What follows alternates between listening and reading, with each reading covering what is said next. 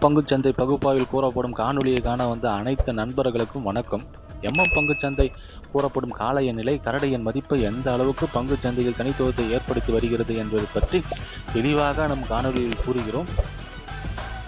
பங்குச்சந்தையில் கூறப்படும் அனைத்து கருத்துக்களும் தனிப்பட்ட கருத்து, கல்வி நோக்கத்துக்காக மட்டுமே கூறப்படுகிறது. வாங்க காணொலி உள்ள போலாம். பேங்க் நிப்டி இன்று பங்குச்சந்தையோட முடிவு 60,238.